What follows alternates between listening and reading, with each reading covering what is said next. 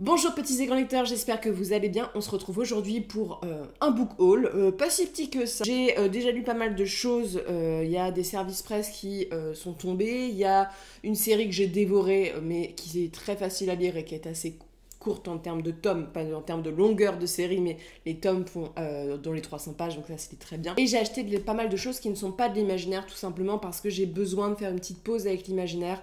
Je suis dans un cycle, et ça m'arrive assez souvent, mine de rien, où j'en ai tellement lu que ça me lasse, que je prends moins de plaisir, que je vois plus les clichés. Donc c'est bien de changer un petit peu. J'ai pris de l'historique, voilà. Le thème de l'Angleterre revient dans mon cœur actuellement, avec un petit peu de policier, de la chronique historique. Au mois de septembre, on sera avec les Trois Nornes dans deux salons différents. Le premier, c'est Étrange Grande, donc à côté de Thionville, dans l'Est, et qui est un très beau salon. En plus, le policier va être aussi mis en avant cette année. Voilà, dans l'Est, vous n'avez pas forcément énormément de salons, donc celui-ci est très sympa et gratuit.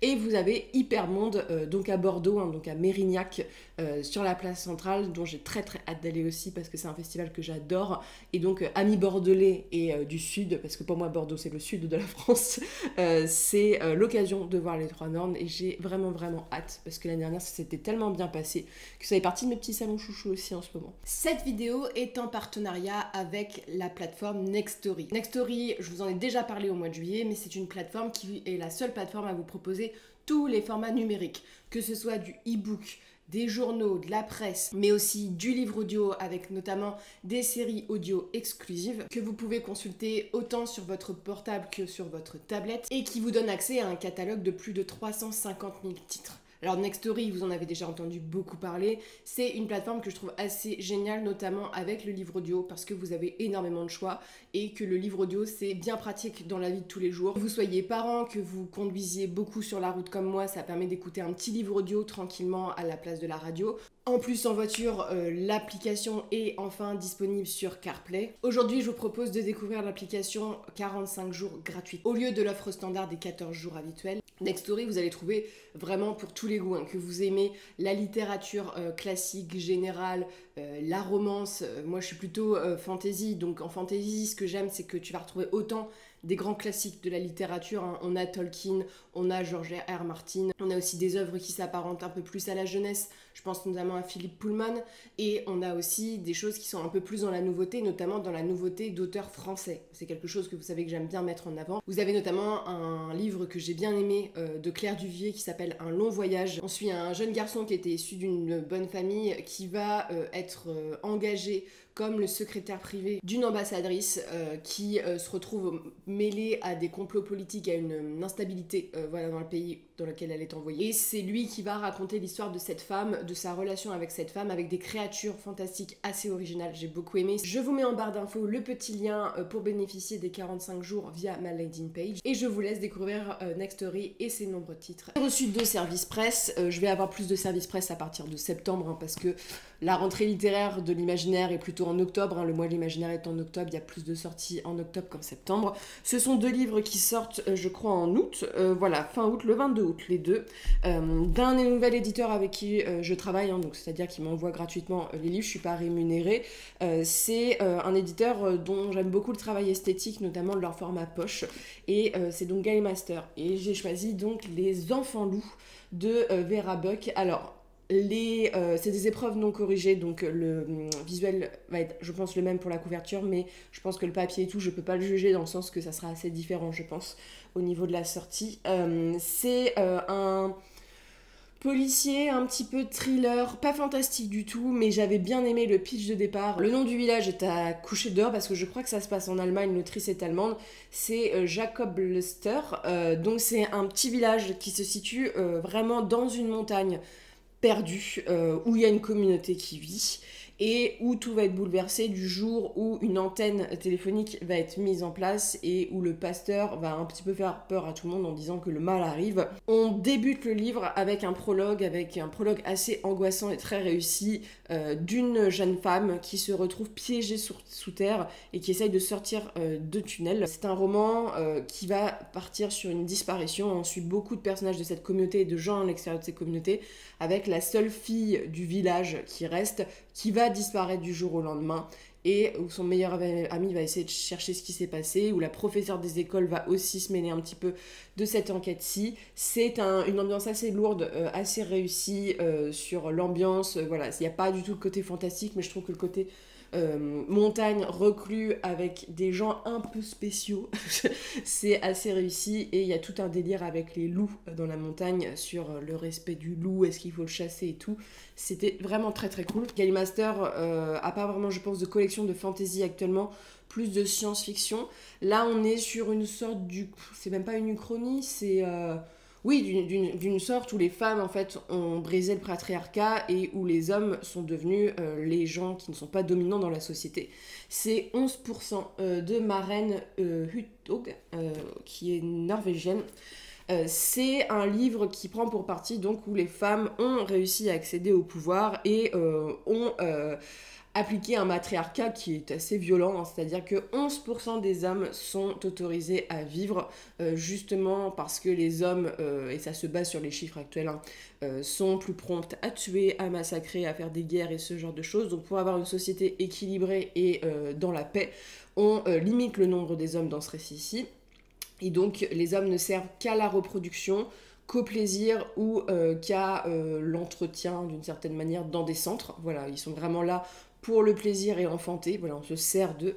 Ils sont drogués. Voilà, ça promet des scènes qui sont assez violentes et c'est assez intéressant pour ça parce que ça met en parallèle ce que le monde pourrait devenir, voilà, dans un monde d'une matriarcat extrêmement violente, et surtout un monde où on instrumentalise, nous, déjà dans notre monde, le corps des femmes, donc c'est aussi un petit peu ça. C'est un texte très poétique, qui prend pour principe dans sa quatrième de vous présenter le fait que dans son monde-ci, on va suivre 4 femmes différentes, voilà, avec des places différentes dans la société, qui vont faire la rencontre d'un garçon. C'est plus l'histoire de 4 femmes qui s'entrecroisent, qui vont être en contact avec un petit garçon qui a été protégé et reclus dans un monastère. Et c'est un livre qui est très très riche, qui est assez court et très très riche, mais c'est un bouquin qui met assez mal à l'aise sur pas mal de questions, et qui est très beau et poétique, et qui pose beaucoup de questions sur nos rapports aux hommes, le rapport des femmes, et vraiment c'est... Si vous aimez les trucs un peu uchroniques et tout, c'est assez poussé, tout en tournant beaucoup autour des personnages plutôt qu'autour de la dystopie en soi. Vraiment, le principe de... c'est simple, hein, il n'y a plus d'hommes, il n'y a que des femmes, et les hommes servent qu'à la reproduction. Mais ça pose aussi beaucoup de questions éthiques, et tu peux mettre ça en parallèle avec notre société actuelle. Mais très intéressant. J'ai bien aimé les personnages, et j'ai bien aimé les questions que ça soulève. C'est des questions qui ne sont pas des questions que je me serais posées forcément, mais tu vois, il y a beaucoup de choses autour de la sexualité, de l'amour, et de comment on construit une société où les hommes ne sont pas là. Et parfois ça fait un peu peur, mais le livre dénonce beaucoup de choses sur les hommes et le patriarcat actuellement, et des fois tu te reprends ça dans le visage en disant c'est pas que j'ai oublié parce que je le vis, mais c'est dur de l'entendre parfois dit de cette manière-là, tu vois. Ensuite, alors là, on est sur des livres que j'ai achetés. Bon, là, on m'a fait un petit cadeau parce que, comme vous le savez peut-être, j'ai passé le grand âge de la trentaine en ce mois de juillet. Et donc, j'ai eu un petit cadeau de mon cousin qui est un fan de football et qui voulait m'offrir un livre qui mêle football et politique. Parce que mes proches savent que je suis quelqu'un de très curieux, c'est-à-dire que moi, quand on m'offre un essai, ça peut être un petit peu sur tous les sujets, ça m'intéresse. Et donc, ça s'appelle The Beautiful Game, Foot, guerre et politique, des footballeurs face au destin. C'est chez Exuvie, c'est une petite maison d'édition.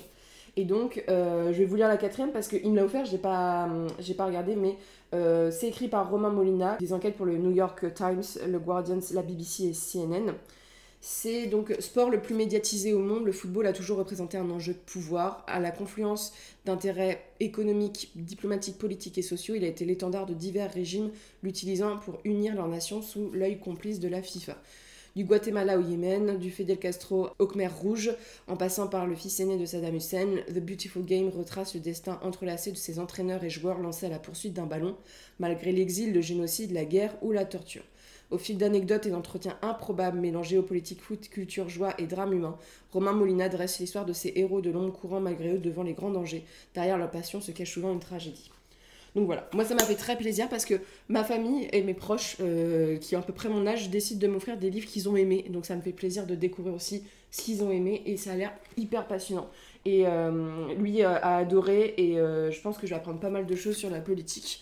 Donc je me coucherai moins bête. Ensuite, alors j'ai acheté en occasion, et j'ai un petit peu craqué, 5 tomes d'Agatha Raisin, donc du tome 5 au tome 10, qui correspond à Vacances à tout risque, à la Clairefontaine, Coiffeur pour dames, Sale temps pour les sorcières et Panique au manoir. Donc Agatha Raisin, pour ceux qui connaissent pas, c'est une ancienne publiciste à Londres qui est partie à la retraite, qui est riche, qui vit dans les Cotswolds et qui enquête parce qu'elle se retrouve toujours mêlée dans son petit village à plein d'enquêtes. J'avais été assez déçue du tome 4, le truc avec les randonneurs et tout, j'avais trouvé que ça s'essoufflait un petit peu à partir du tome 3-4. Dans le 3 avec la poterie, j'ai bien aimé. Mais le 4-5 m'ont moins plu. Par contre, je trouve qu'il y a un nouvel élan parce que Agatha Raisin, moi, ce qui me plaît le moins dans le texte, c'est le côté romance. Et là, c'est vrai que le personnage de James dedans est ultra toxique as fuck à mon sens, mais ce que j'aime avec Agatha Raisin, c'est aussi le côté daté, parce qu'on est dans les années 90 et que ça me fait beaucoup rire parce qu'on voit beaucoup de changements dans nos sociétés. C'est de l'humour, faut replacer dans l'époque, hein. Les femmes, il y a beaucoup de choses sur le corps des femmes et ce genre de choses, hein, ça passerait plus aujourd'hui, mais j'aime beaucoup les petites enquêtes, le personnage est attachant et je trouve que ça soit à partir de la Clairefontaine jusqu'à Panique au manoir, on voyage, on n'est plus forcément dans les Cotswolds, un moment on est à Chypre, un moment on est dans le Norfolk, on a aussi donc Charles qui est un autre personnage qui vient, on a pas mal de personnages, pas mal d'enquêtes pour le coup et je suis contente parce que ça aborde des sujets assez différents. Moi j'ai adoré, j'ai bouffé les 5. Alors Agatha Raisin c'est pas de la grande littérature, hein, je dois vous l'avouer, mais moi ça me fait passer un très bon moment et ça me demande pas de réfléchir du tout. Moi c'est comme si je regardais un petit feuilleton à la télé et ça me fait plaisir de temps en temps. Ensuite, là on passe sur ce que j'ai acheté à Cultura. Alors pour tout vous dire, j'étais partie dans l'optique d'acheter de la fantaisie à la base, hein. Sincèrement, j'étais en mode, je vais racheter des choses qui me font envie. Je rentre dans le Cultura, alors déjà, ça faisait longtemps que j'étais pas allée dans un Cultura. Le premier truc qui m'a choqué, c'est que le premier rayon qu'il y avait, c'était de la romance de cul, vraiment. J'étais en mode, ah ouais, on rentre dans le magasin, c'est direct, c'est même pas la littérature blanche contemporaine avec, voilà, non, c'est le cul. Tu vois, c'est directement mis, donc j'étais en mode... Ok, j'étais un peu déstabilisée par ça, tu vois, par la configuration du magasin. Je fais donc maintenant, on est sur ce genre de dynamique. Mais surtout, je suis allée au rayon fantasy. Et j'étais en mode, c'est pas un petit Cultura dans lequel je suis allée, hein, c'est un Cultura qui est quand même de taille conséquente. Il y avait 2 étagères de fantasy, une étagère de science-fiction, une seule étagère de science-fiction, et 2 ou 3 étagères de bitlit, donc romance. Mais le problème, c'est que dans l'étagère de fantasy, la moitié était de la romantaisie. Donc j'étais en mode, il y avait rien. Et quand je vous dis qu'il y avait rien, il y avait 3 Robin Hood qui se battaient en duel, des classiques, hein, vraiment le rayon de SF. J'étais en mode, mais les gens qui aiment la SF, mon Dieu, à part Asimov, il y avait Dune. Alors, ils avaient les séries complètes de grosses séries, mais il y avait absolument pas de choix. Et surtout, j'ai pas vu un livre des moutons électriques, j'ai pas vu un livre de la Talente, j'étais en mode... Ah ouais, même Léa, hein, je voulais m'acheter le 2e tome de l'Ombre des Dieux, il n'y était pas. Donc j'étais en mode, on va acheter autre chose, hein, parce que mine de rien, il n'y a pas de fantaisie. Donc voilà, j'étais en mode, je ne vais pas me forcer à lire de la romantaisie, je vais acheter des trucs qui m'intéressent. Donc je me suis pris le 2e tome parce que j'ai profité, parce que j'étais à Cultura, parce que sincèrement, d'habitude j'achète en salon, mais là j'ai pas trop de temps en ce moment, j'ai beaucoup de choses à faire, et donc le Cultura a été sur mon passage. C'est Le Fantôme du Vicaire, le 2e tome, donc les bureaux des affaires occultes de Éric Foissier, dont j'ai lu le premier tome récemment. Donc voilà, c'est un policier qui se passe dans les années 1830, avec un policier qui mêle police et science, et avec des enquêtes qui frôlent toujours un petit peu, j'ai l'impression, le paranormal, du moins tout ce qui, vous savez, un petit peu l'ésotérisme et tout, mais sans plonger dans l'ésotérisme que j'aime pas, très cliché, avec la pierre philosophale ou les confréries ou ce genre de choses. Donc là, on va, je pense, le fantôme du vicaire, continuer l'histoire, je vais pas vous spoiler, où le personnage du vicaire, qui est un personnage très important dans la vie du héros, va avoir une implication, mais j'avais bien aimé, hein. C'est un policier, alors c'est pas un policier difficile à dire, pour moi c'est un policier grand public et c'est pour ça qu'il marche très bien, mais ça mélange historique, policier sans prise de tête, et ça c'est assez cool. Ensuite, alors j'avais quand même acheté un livre de fantasy, hein, je me suis dit allez, vas-y. Je me suis acheté le tome 4 de Dune, hein, parce qu'on est toujours sur la lancée de continuer Dune, avec l'empereur Dieu de Dune, hein. Moi le tome 3 n'avait pas forcément été une réussite. Quand je dis Frank Herbert, moi j'aime bien les personnages, l'ambiance, l'univers, je accroche moins aux histoires maintenant. Mais j'ai un petit peu de peur de rencontrer, de revoir Leto 2 d'Atreide, qui est un personnage un peu particulier, mais a priori, l'Empereur Dieu, c'est un peu c'est un tome incontournable. Mais comme je vous le disais, moi je vais m'arrêter au Bene Gesserit, au tome 6, les 6 premiers tomes écrits par Frank Herbert. Je continuerai pas la suite forcément, mais j'ai hâte de voir comment ça va continuer, mais j'ai un peu peur parce que le personnage me fout les jetons. Moi je sais pas, il me met mal à l'aise, il est tellement horrible d'une certaine manière. Ensuite, alors vous allez avoir la thématique de l'Angleterre, parce que voilà, je sais pas, il y avait beaucoup de choses qui étaient en thématique avec l'Angleterre. J'ai profité de l'offre, vous savez, 2 poches achetées, 1 poche gratuit dans les sélectionnés, j'ai fait mon petit rat. J'ai pris Été anglais de Elizabeth Jane Howard, la saga des Cazalet, tout simplement parce que j'en ai entendu parler de Été anglais. Ça se passe en 1930 dans le Sussex. C'est à la veille de la guerre, a priori on va suivre une famille, voilà, dans leur petit côté richouille et tout. Voilà, je pense que ça va être très sympa. Je vais essayer un peu la saga familiale. Je connais assez peu ce genre, donc voilà. Mais j'adore les trucs comme Downton Abbey et tout. Voilà, je voulais tester. Ensuite, tout simplement pour le visuel que je les ai pris, c'est surtout que j'en avais un gratuit. J'ai pris donc La Villa des Étoffes. Je trouve que les visuels, alors j'ai peur que ça fasse un petit peu romance, voilà, mais j'ai confiance en 10-18 qui en général font des bons historiques. C'est pour ça que je les ai choisis. Qui optent parfois, là je pense que c'est des refontes graphiques, je pense que c'est un texte qui est un peu plus âgé qu'actuellement. On est à Augsbourg en automne 1913, on suit une femme qui va rentrer comme cuisinière dans une villa.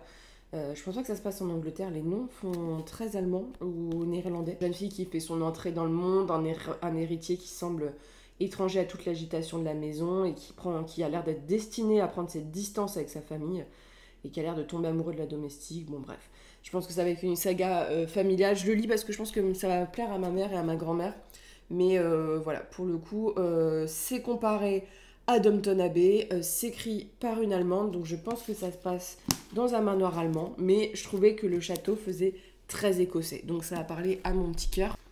C'est un manoir en Cornouailles, donc de Eve Chase. On en a entendu un peu parler de ce roman-ci, donc ça se passe dans les Cornouailles. J'ai envie d'aller dans les Cornouailles.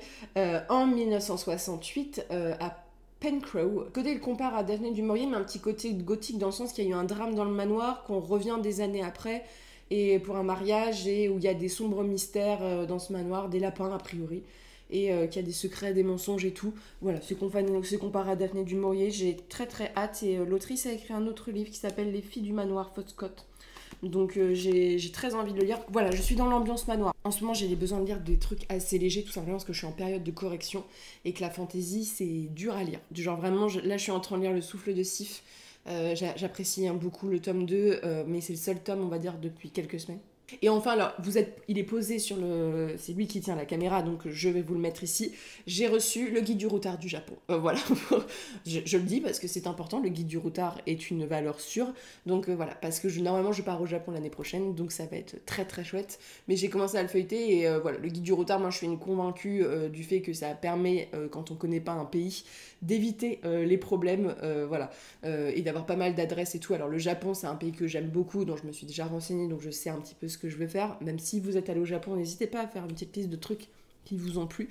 Mais ça m'a sauvé la vie quand je suis allée en Hongrie, par exemple, parce que le guide du routard te dit que l'eau n'est pas potable en Hongrie, et tous mes camarades de classe ne m'ont pas écouté, donc ceux qui m'ont pas écouté ont eu la chiasse pendant une semaine. Voilà, donc pour tout vous dire, ça peut aider le guide du routard à éviter des situations pas toujours très très cool. Sur ce, n'hésitez pas à me dire ce que vous avez acheté au mois d'août, ce que vous lisez en ce moment. Moi je suis un petit peu sur 2 livres, je suis entre Ségurant, j'ai lu mon petit Demon Slayer, je vous les ai pas présentés, mais j'ai acheté le tome 7 de Demon Slayer. Il était en avant-première normalement il sortait que dans 2 jours. Il était là, j'ai pleuré toutes les larmes de mon corps, j'étais pas bien hier, vraiment. Et donc il y a que le tome 8 en édition Pilier qui reste, mais j'ai très hâte et j'ai très peur à la fois parce que ça a brisé mon petit cœur. Ça a brisé mon petit cœur. Et sur ce, je vous souhaite de très bonnes lectures, une très bonne journée. Et on se retrouve bientôt pour une prochaine vidéo.